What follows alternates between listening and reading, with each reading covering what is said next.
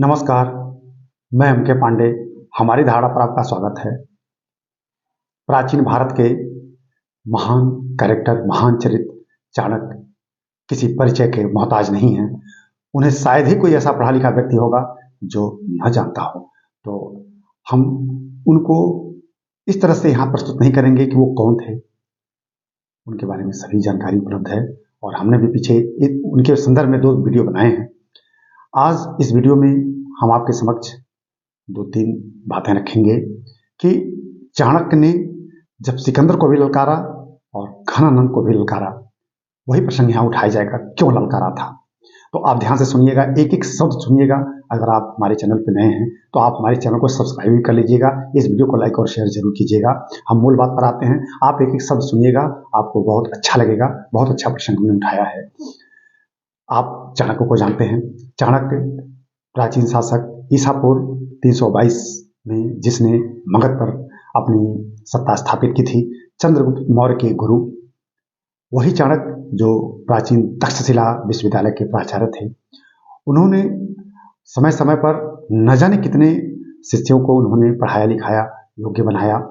और जब भारत पर अशांति का दौर आया, भारत की एकता और अखंडता पर खतरे के बादल मंडराने लगे, सिकंदर का आक्रमण तेजी से अंदर बढ़ रहा था, तो उन्होंने सिकंदर को भी ललकारा। तो कैसे ललकारा, हम आते हैं।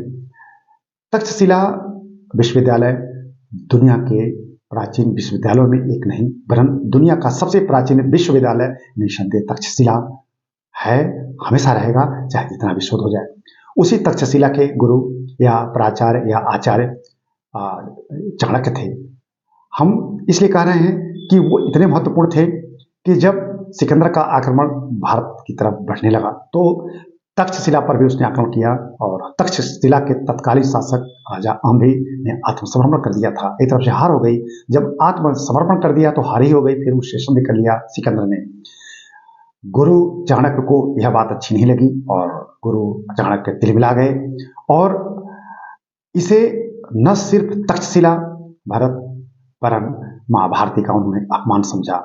उन्होंने सिकंदर के आक्रमण को रोकने के लिए उस समय के ज्ञात सभी महत्वपूर्ण शासकों से संपर्क किया।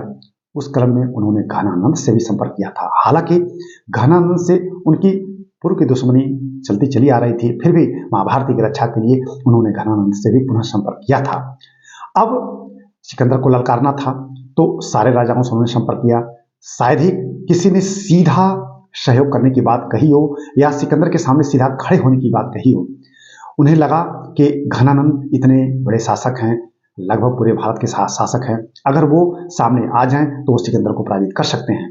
तो जहर का घूंट पीकर उनके दरबार में गए थे और हमने इसके पहले एक वीडियो प्रस्तुत किया था, आप उसे भी देख लीजिएगा। और उस दरबार में पुनः उनको सिर्फ लज्जित, बेइज्जत और अपमानित नहीं किया गया, वरन उनकी शिखा पकड़कर घसीट कर बाहर करा दिया गया था। बहुत बड़ा अपमान किया गया था। अब एक प्रसंग और आता है कि क्यों पहले से ही चाणक्य और घनानंद में दुश्मनी थी।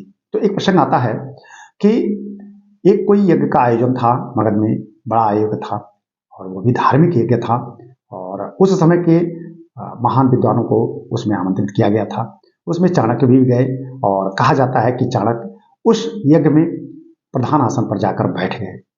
जब घनानंद को यह बात मालूम हुई, उसने देखा कि इस प्रधान आसन पर एक ऐसा व्यक्ति बैठ गया है, एक ऐसा ब्राह्मण बैठा है जिसकी वेशभूषा ही उसे पसंद नहीं आई और ऐसा पता नहीं कैसा ब्राह्मण बैठ गया है, क्या कितनी योग्यता। उसको गुस्सा आया और उसने आसन से उठने के लिए कहा और उस समय भी चाणक्य का बहुत अपमान किया गया था और वह अपमान तो बरकरार था। आगे जब मां भारती की रक्षा के लिए चाणक्य ने घनानंद से सहयोग मांगा, दरबार में गुहार लगाई, तो शिखा पकड़कर घसीटते हुए बाहर दरबार से कर दिया गया था।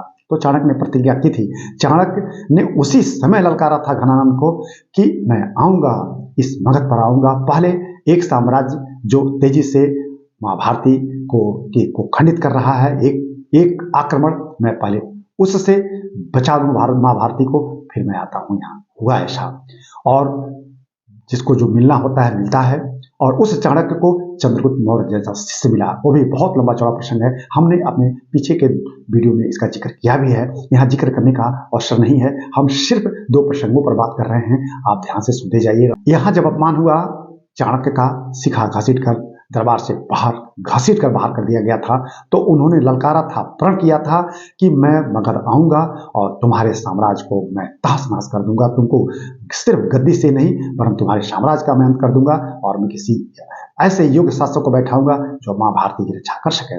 तो फिर उनको उनका प्रिय शिष्य मिला चंद्रगुप्त मौर्य, और फिर चंद्रगुप्त मौर्य की सहायता से, तत्कालीन कश्मीर के शासक की सहायता से, अन्य छोटे छोटे शासकों की सहायता से उसने ऐसा कार्य करके दिखा दिया, और पहले सिकंदर के आक्रमण को निष्फल किया गया। सिकंदर लौट गया यहाँ से, और यहाँ की शक्तिशाली एक तरफ से साम्राज्यों को, या हम यूँ कहें कि केंद्रीय सत्ता के बारे में जब उसको पता चला और अन्य शासकों के बारे में पता चला, तो वह लौट जाना ही उचित समझा।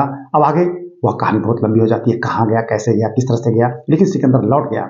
फिर चंद्रगुप्त मौर्य ने उस समय पंजाब और आसपास के क्षेत्रों को जीत लिया, और फिर कश्मीर के जो शासक थे उनकी सहायता से चंद्रगुप्त मौर्य बड़ी तेजी से आगे बढ़ा, और अंततः मगध के शक्तिशाली शासक घनानंद को उसने पराजित कर दिया। इस तरह से एक तरफ प्रत्यक्ष अप्रत्यक्ष रूप से घनानंद को तो पराजित कर ही दिया गया था, सिकंदर को भी पराजित कर दिया गया था। सिकंदर ने तक्षशिला के शासक से संधि भी कर ली थी, बावजूद उसके वह भारत में अंदर नहीं बढ़ पाया। अगर नहीं बढ़ पाया तो इसमें भारत की शक्तिशाली सांस्कृतिक मजबूती तो थी ही थी, लेकिन उसमें अदम्य साहस भी था, उसमें एक शक्ति चाणक्य की भी थी, उस कूटनीति की भी थी, जिस कूटनीति ने सिकंदर को आगे बढ़ने से रोकने में बहुत मदद की थी। तो इस तरह से हम कह सकते हैं कि चाणक्य ने न सिर्फ घनानंद को ललकारा था, उस समय के महान विजेता, विश्व विजेता सिकंदर को भी ललकारा, और सिकंदर भारत से लौटने के लिए मजबूर हो गया था। हमें विश्वास है कि आपको यह वीडियो भी हमारा जरूर अच्छा लगेगा, और आप इसे ध्यान से सुनिएगा, इसे लाइक और शेयर कीजिएगा, और हमारे चैनल को आप जरूर सब्सक्राइब कर लीजिएगा। इस वीडियो को हम यहीं बंद करते हैं। धन्यवाद।